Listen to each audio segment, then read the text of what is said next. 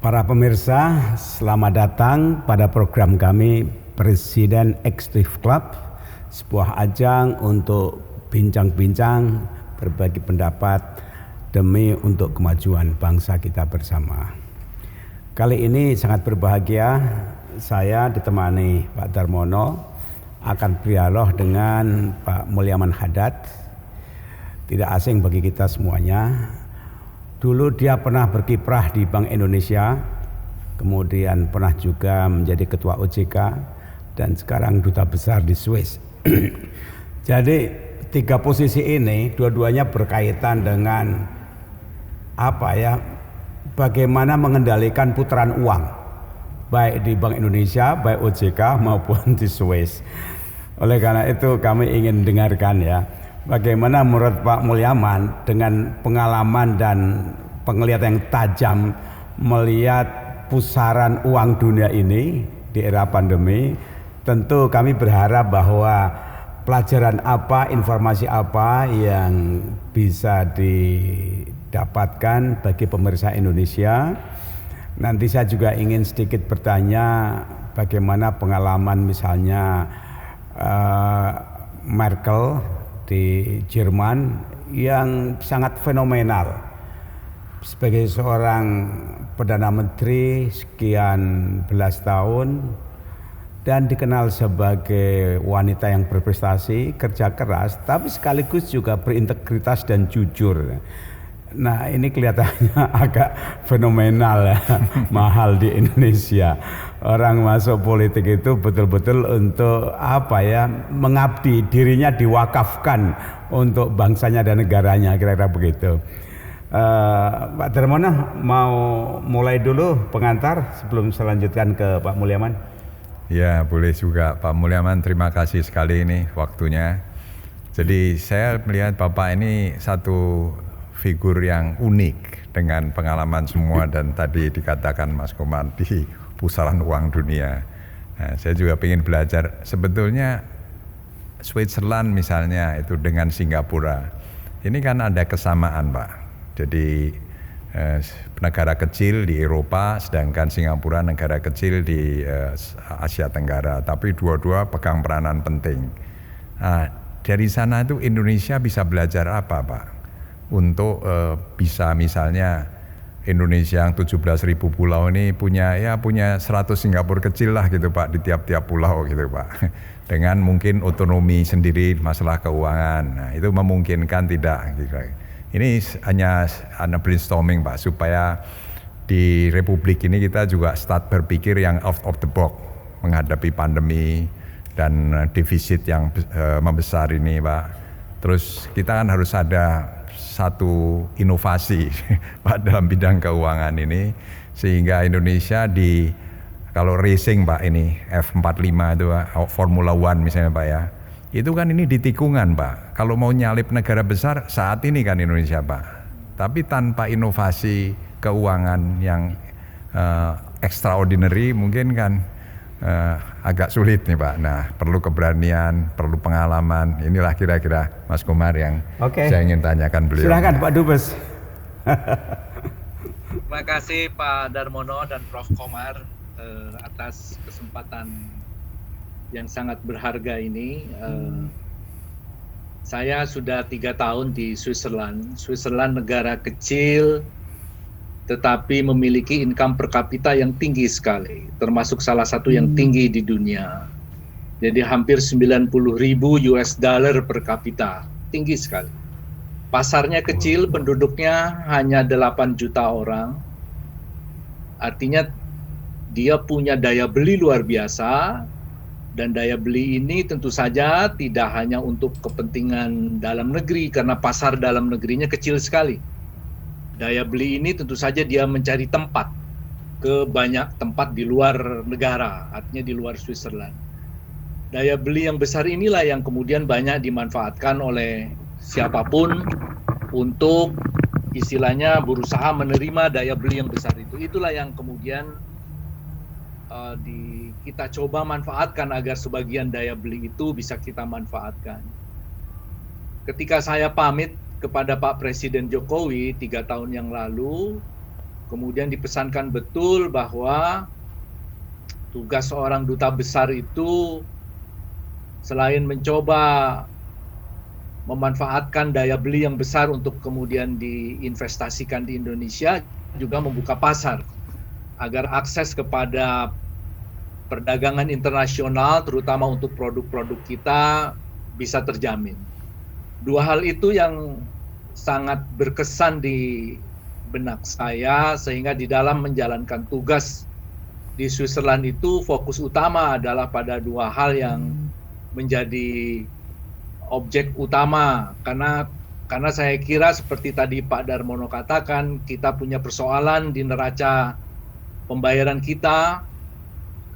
Kita perlu investasi dalam bentuk foreign direct investment agar capital account kita bagus. Kita perlu perdagangan ekspor agar current account kita bagus, sehingga overall neraca pembayaran kita akan bagus. Oleh karena itu perdagangan dan investasi mau tidak mau menjadi atau harus menjadi objektif bagi setiap misi luar negeri di Indonesia, agar kemudian link terhadap perbaikan kondisi ekonomi nasional itu bisa langsung terasa, yaitu pada current account yang berfokus pada perdagangan dan pada capital account yang berfokus kepada foreign direct investment. Nah, dua hal ini yang kemudian saya kira kita harus usahakan seoptimal mungkin. Saya punya kesempatan yang baik karena kemudian ketika saya tiba di Swiss, kita masih dalam proses negosiasi free trade agreement dengan Swiss, dan kemudian 1 tahun pertama dan pada tahun kedua kemudian kita selesaikan free trade agreement itu dalam bentuk comprehensive economic partnership. Jadi kerjasama yang komprehensif antara Swiss dengan Indonesia, terutama tidak hanya di bidang perdagangan, tapi juga di bidang investasi, kemudian juga pengembangan sumber daya, intellectual property, dan lain sebagainya. Itulah yang kemudian kita usahakan, dan alhamdulillah tahun lalu sudah ditandatangani di Jakarta kesepakatan free trade agreement antara Indonesia dan Switzerland.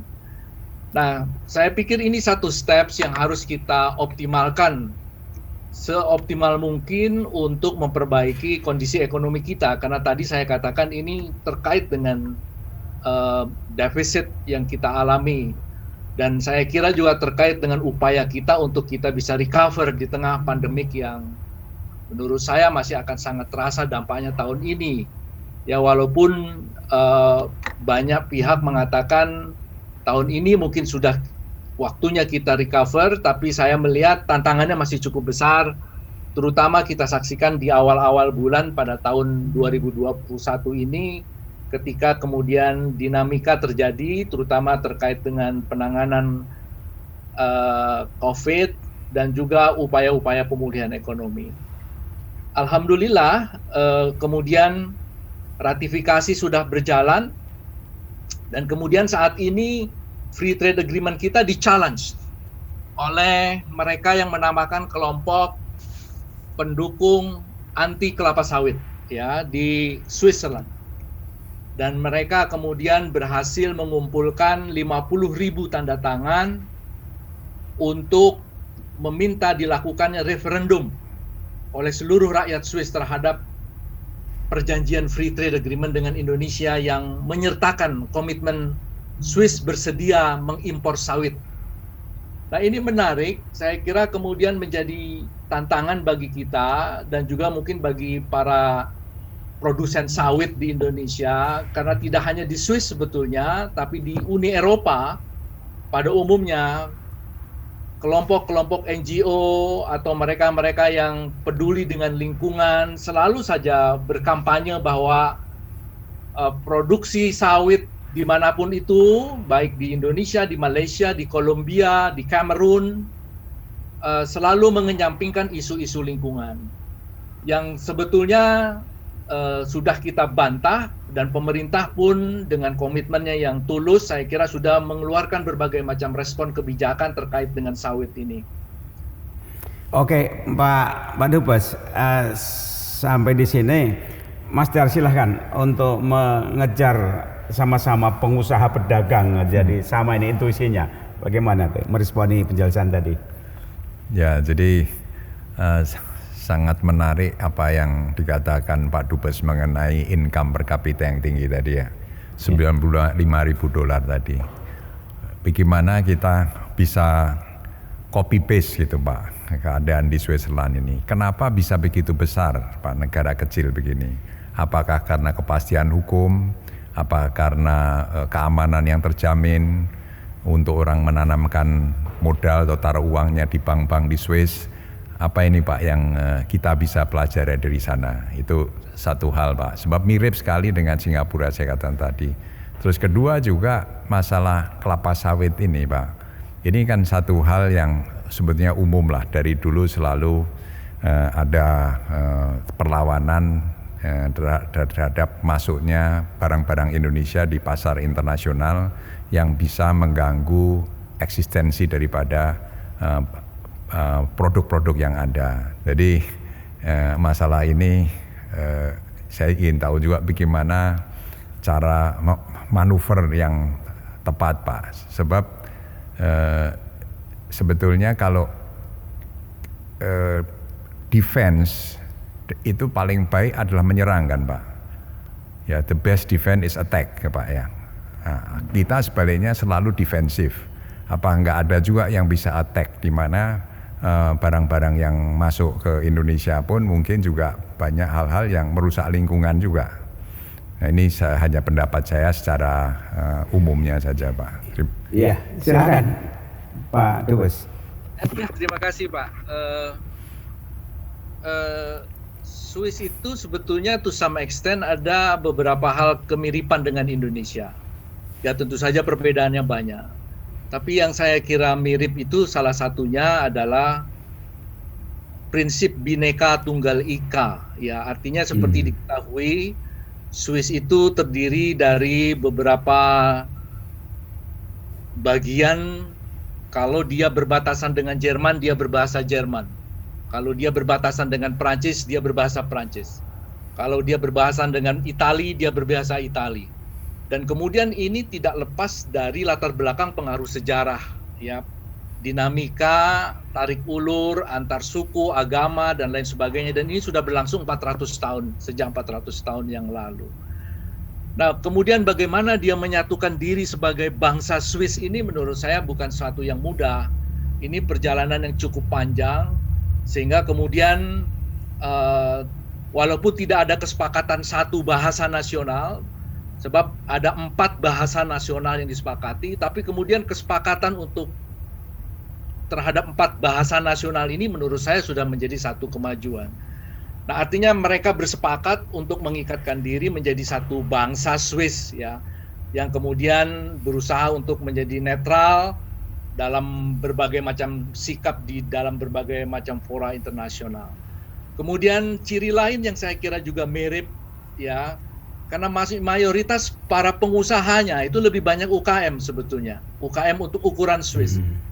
Sebab kalau ukuran Swiss ini UKM itu kalau dia memperkerjakan di bawah 250 pegawai itu masuk kategori UMKM. Ya. Dan kalau kategori itu dipakai di Swiss, itu 95% lebih pengusaha atau perusahaan itu adalah masuk kategori UMKM. Nah, oleh karena itu di dalam konteks ini sebetulnya bagaimana ekonomi Swiss itu pada dasarnya itu tidak lepas dari peranan mereka yang di bawah, kecil dan menengah ya untuk ukuran Swiss. Sehingga kemudian mereka bisa tumbuh dan berkembang. Dan kenapa mereka bisa tumbuh dan berkembang? Saya kira selain kerja keras yang sudah dibuktikan dari proses sejarah yang panjang, saya kira mereka termasuk negara yang sangat inovatif. Jadi kalau kita ikuti Global Innovation Index misalnya, Swiss selalu nomor 1. Karena banyak sekali paten yang didaftarkan setiap tahun, dan paten-paten yang didaftarkan itu pada umumnya adalah paten-paten yang datang dari pengusaha-pengusaha kecil dan menengah ya. Jadi lebih dari 500 sampai 1000 paten setiap tahun itu didaftarkan oleh justru oleh UKM-UKM itu. Misalnya apa Pak Dubes, paten-paten itu, penasaran saya. Banyak sekali Pak, mulai dari bagaimana mesin itu tetap dingin dengan unsur tertentu, kemudian jadi banyak sekali paten-paten yang datang dari UKM itu. Jadi selalu didorong, dan bahkan pemerintah kemudian cukup aktif memberikan dukungan terhadap upaya pengembangan paten itu, terutama dengan membentuk semacam komite inovasi nasional, ya. Saya tidak tahu di Indonesia itu ada apa tidak komite inovasi nasional. Jadi komite ini yang kemudian fokus kepada upaya mendorong inovasi. Nah, inovasi tentu saja muncul karena kerja keras, ya, mereka berpikir keras, berikhtiar untuk mewujudkan sesuatu yang baru, yang lebih simpel, lebih sederhana, lebih nyaman dan lain sebagainya tentu saja, sehingga kemudian lebih murah dan lebih kompetitif. Nah, ini yang kemudian didorong dengan suatu badan yang disebut Lembaga Inovasi Nasional yang langsung di bawah pembinaan dari pimpinan nasional di Swiss ini. Mereka melakukan satu kegiatan rutin tahunan dalam berbagai macam event dan kemudian melibatkan universitas-universitas. Jadi setiap lulusan sarjana atau doktor yang menuliskan disertasi, skripsi, yang kemudian memiliki nilai ekonomi atau nilai komersial dari temuan-temuannya itu, semua itu tidak lepas dari pantauan Komite Nasional, kemudian dikembangkan, diberikan tempat untuk tumbuh dan berkembang, dihubungkan dengan industri, kemudian dibina, dan seterusnya. Kalau dia memerlukan modal, dukungan modal diberikan. Kalau dia perlu dukungan infrastruktur lainnya, kemudian diberikan. Ini kemudian menjadi sesuatu hal yang menurut saya penting untuk bisa kita pelajari, karena ini mulai dari bawah, ya, dan ini menjadi suatu kebiasaan. Jadi setiap sekolah, universitas, upaya untuk selalu menyampaikan satu inovasi ini selalu menjadi satu kebudayaan. Dan kemudian tentu saja minat yang besar ini ditampung oleh pemerintah dan kemudian diberi bimbingan dalam bentuk berbagai macam innovation hub, incubator, atau industrial estate yang saya kira kemudian menjadi tempat pengembangan inovasi-inovasi itu. Jadi saya pikir ya tentu saja di samping seperti Pak Darmono, saya kira tahu betul ya bagaimana kemudian orang Swiss itu lebih fokus kepada pendidikan vokasional, pendidikan vokasi. Mereka tidak menuntut anak-anak menjadi sarjana, ya. Orang-orang tua lebih menghargai anak-anak kemudian berprestasi dan bekerja menghasilkan sesuatu yang produktif. Anak-anak SMA itu 2/3-nya atau 60% itu lebih memilih pendidikan vokasi, tidak memilih universitas. Sehingga dengan demikian dari sini saya kira kita perlu banyak belajar, ya. Tetapi ini pun tentu saja tidak bisa berjalan sendiri, artinya tidak bisa, ini memerlukan kerjasama, ya. Selain tentu saja pemerintah menciptakan iklim yang kondusif, tapi saya kira juga perlu dibangun kolaborasi. Bagaimana sejak awal industri itu dilibatkan, bagaimana pihak-pihak terkait sejak awal dilibatkan, sehingga kemudian anak-anak sekolah ini dia terus berkembang mulai dari dia magang sampai dia kemudian menghadirkan sesuatu ide. Jadi Pak Dubes, bentar ya, saya ingin menggarisbawahi. Saya tertarik sekali dengan orientasi pendidikan ini dan komite inovasi.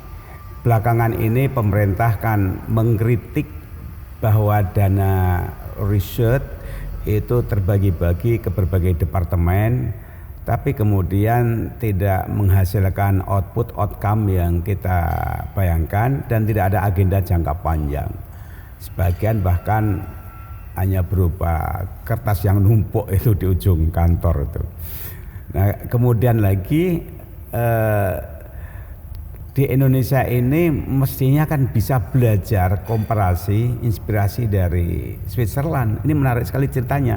Selama ini kalau kita bicara pendidikan kan Finlandia, tapi kesan saya ini sangat cocok karena di sini banyak anak-anak pintar, kreatif, ada market, ada bahan. Tapi mengapa tidak berkembang? Nah, saya berharap bahwa Pak Dubes ini bisa memberikan satu inspirasi dan saya harap satu temuan terobosan ini. saya senang sekali mendengar ini. Jadi saya berharap bahwa ini betul-betul nantinya bisa memberikan terobosan, satu pencerahan dan orientasi baru dalam pendidikan kita.